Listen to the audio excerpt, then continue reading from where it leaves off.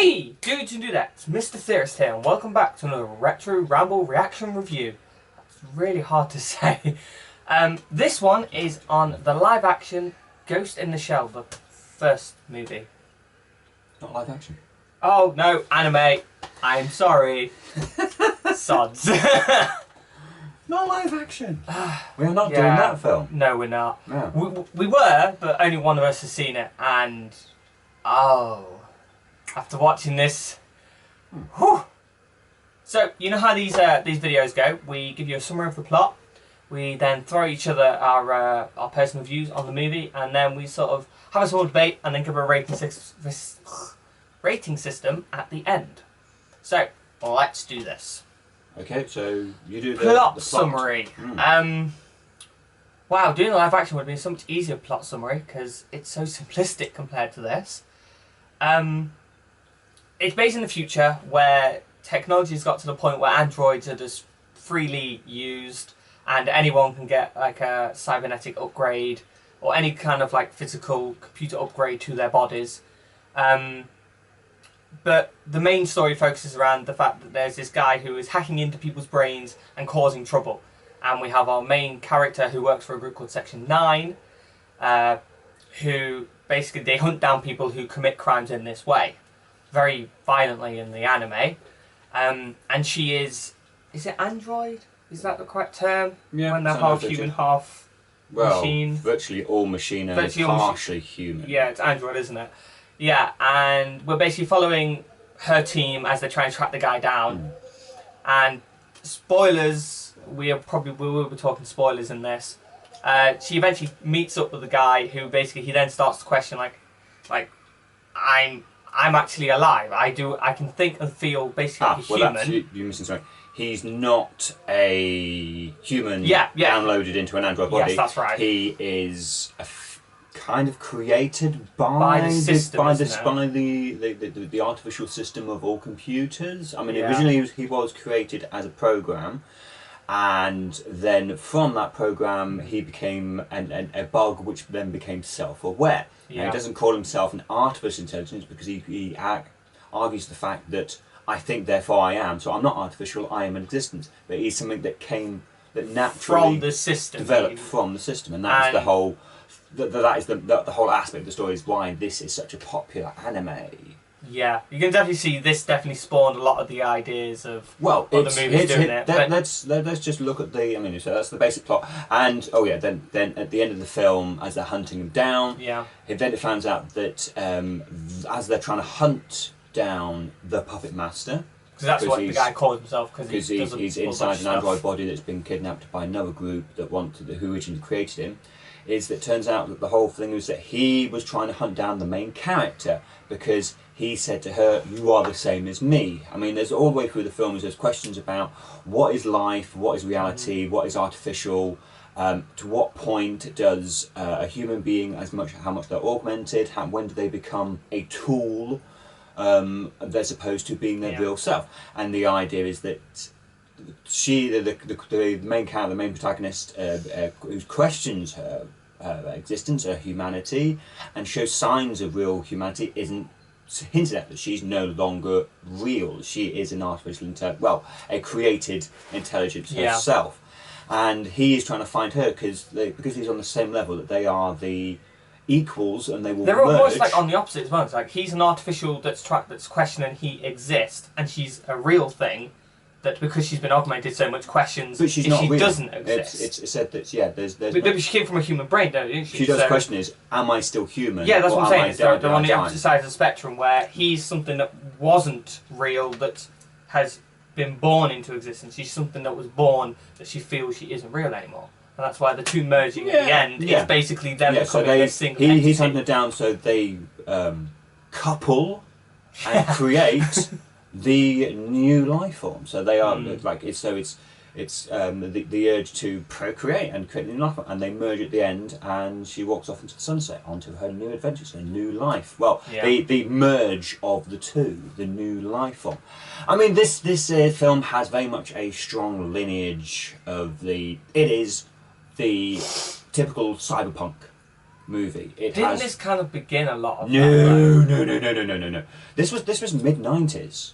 Okay. Cyberpunk's been around since the early 70s. The idea of machine and humans merging in one form or another, like the concept of androids and artificial intelligence. Well, that's been going around for a long time. It has off a manga though. Depending how old the manga is. Even when this came out, there was lots of different versions of the ghost in the shell idea, or the ghost in the machine.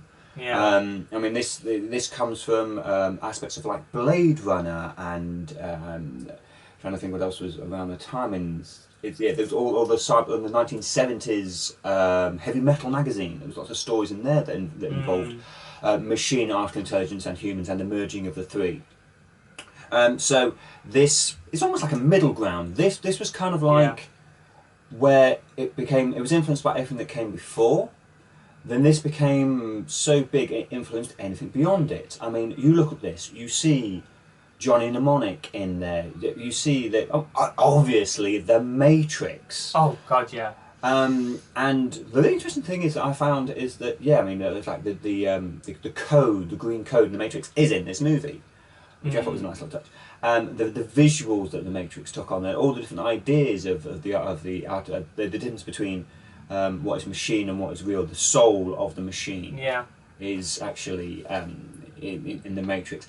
And now this, after I was watching this, one point I noticed is the style of this anime. If this was released now, that's one thing I noticed. It hasn't aged. This was released now. It feel like a new anime, but also it has a certain style of the music, the visuals. Oh, just something. That. Remember that bit where we were talking about during the movie? Is the bit this is something, because I was watching it from a point of view of someone who has seen the live action. You've seen the live action movie, and you were like, meh. The live action, even though everyone says it's shot for shot, it's shot for shot. But the live action never reached the tone that this movie did. It's missing its ghost. It really is, isn't it? The live action doesn't have the soul in the machine, the ghost in the shell. That basically sets this anime apart from some other animes in itself. Is that you just had this scene where there's nothing happening. It's just scope. It's the cityscope, shots of different parts of the city with a bit of orchestra playing over, and it just sets the world up, and it was just beautiful. Beautiful anime. I mean, the story itself. It's concise, it's short, it's 1 hour 20 minutes. I was also expecting it to be longer than it was. Yeah, because it wasn't really a complicated story. It's told the story. I mean, it's a story that's been told many, many times. And this was, I guess, this came out at the right time when it caught and people thought, oh my god, this is the. It was like the definitive version of all that came before and influenced everything that came after. As I say, it was almost like it's the central point, almost. Now, here's the reason why the live action movie failed. If the live action Ghost in the Shell was done around about the year 2000, 2001, it would have been more widely accepted. It would have been better received than it was now. Cyberpunk, there is not much in the way of cyberpunk movies nowadays, or even in anime. I mean, if you watch most anime, the cyberpunks, the DNA is there in most animes, but the cyberpunk, the android artificial intelligence aspects, they're not as focused on as where this is, and that's why doing Ghost in the Shell now, it feels old. Doing the live action version, even though I haven't seen it, I would imagine what people went to see this is that it feels like an old idea, and that something that was done 12 years ago. Anime so much shifted better. So much further towards. I don't know if it's just because of the type of anime we watch or anything, but it seems the popular ones are very harem teen based now, isn't it? They're very trying to heavily. That's sort of the audience that it's constantly hitting instead of Ghost in the Shell. There's so many anime that it's gone in like 100. But the ones that I'm saying are popular, the ones that are mostly known these days, I think are more the one that focus more towards the teen section. Where I felt Ghost in the Shell was more teens and school. Animes are about competition, about high school. And then they add the twist to either be a fantasy or a sci-fi or superheroes or whatever. As where this is its own story, and this was from an era of anime when you had some damn good anime back then. Yes. And that you don't get now. Don't get that. But this type of anime, it's I mean, the Ghost in the Shell. If it was done today, it would feel a bit old as an idea, which is the worry about because this spawned. This got ideas from say stuff like Blade Runner, using this as a concept. Oh yeah. Is that we have a new Blade Runner now? Is this Blade Runner going to be the influence from Ghost in the Shell? Which I'm hoping. If not, Blade Runner may just be another live action Ghost in the Shell. I watched Blade. You got me into watching Blade Runner about a year ago. The original Blade Runner. Yeah, the original. And I have seen the trailer for the new one, and I'm not hyped for it. I really enjoyed Blade Runner, but I am not hyped for the new one. And as you say, it's worrying that it might be because it could go influences. either way. But anyway. Yeah. Anyway, so tell me, yeah, we're way off the track there. Well, it's all part of. What's your overall thoughts now? Because you've seen it now instead of like way back when it was like really popular. Yeah. Yeah, so in other words, I won't be influenced by the hype train. Yeah. It tells a good, concise story. It's not a particularly complicated story, but it does it. Visually, I found it absolutely stunning. Beautiful. Really I was watching thinking, oh my god, as I say, anime now, they have their own beauty, but it didn't have what this had. It was like that one bit you said, like, we were just watching it and he turned around and went, there's just little bits, like you saw a cat move across a rooftop. Yeah. And then just one be scene, there. just standing there, and then they actually animate it running across the rooftop, and it's not in the central; it's just to the side and little things like that. They're pointless, but they are there. There was add to it. It was just beautiful. Okay, so I want to give my view on, because obviously people have seen the live action, and I think I've seen this anime. It's kind of like the live action Death Note is. I can't remember if I've only seen bits or if I've seen the whole thing, but now sit down and see the whole thing. I can see the shots that the live action took, and as I say, that the tone in the live action was not there. If you are a fan of Ghost in the Shell and you never went to see Ghost in the Shell when it was out, because you were like, I might go see it at the cinema, I might not, and you think again at DVD, don't. If you're a fan of Ghost in the Shell, don't. If you just want to see a fun little action movie that's kind of got the shots of the anime, then yeah. But this movie was just wow.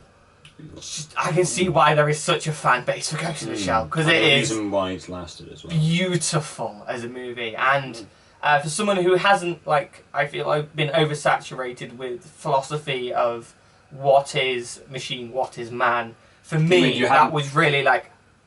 Ooh. Oversaturated, you mean you haven't watched The Matrix 100 times?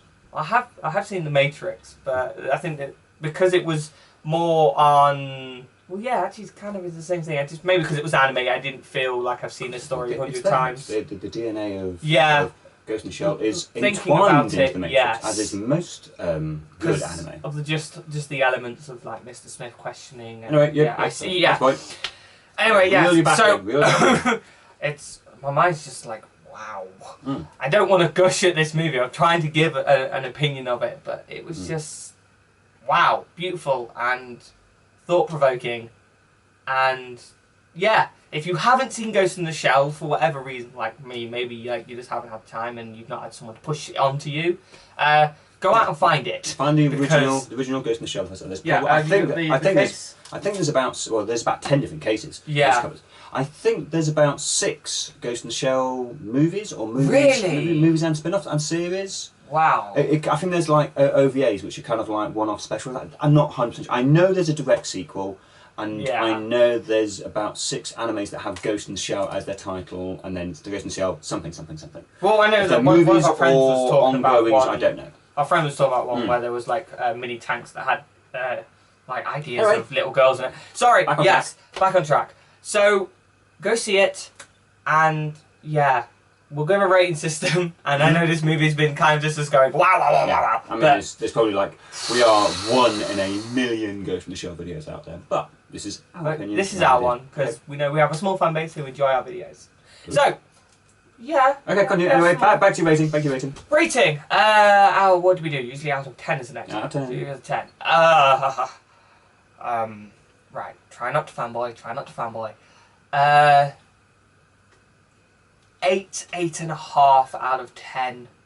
I think if I'd seen it back before, possibly before Matrix, then I would have then I might have given it slightly higher, but it might be because my brain is a little bit like, I've seen some of these ideas, but again, it felt like its own thing. So yes, 8 out of 10. Yeah, it's a good, and it's a beautiful anime. It is definitely a milestone of an anime. One of the most important, I'd say probably one of the most important animes of the last 20 years, definitely. It has a story to tell. It tells it concisely. It's only an hour and 20 minutes, so in the time it has, it does the job. And I say, an important movie. I'm going to give it 7 out of 10. It's not. It is. I mean, yes, it's a very good and important movie. Is it one of the most amazing movies in the world? It did absolutely blow my mind. No, but that's probably because the concepts it brings up are not new concepts. Yeah. That is, so there's the concepts in it have aged. The anime itself it hasn't. As a film, I'm giving it 7 out of 10, which is, I think, it's a good enough rating. Yeah. Anyway, guys, I hope you've enjoyed this tangible, somewhere in the middle, we talk about this movie. Yeah. Retro Ramble reaction review. It's a ramble. What do you expect? Yeah, we go off in all directions. If you have liked this video, guys, please hit that like button. Leave a comment. Tell us if you've seen if you've seen the first one, if you've seen any of the others. Tell us what your favourite is or what your favourite anime is. If any of you guys want us to do anything specific, I know we've had a request to do the live action Attack on Titan movies. Oh good God, no. Yeah, we've heard about them. But we will do them for you. That one person that has gone, please do this movie. We will do it for you. And if you guys haven't already, please subscribe. And until next video, I will see you. And when we do the next Ramble reaction, we'll see this guy as well. So until next video, guys, we'll see you later. Bye! Bye-bye.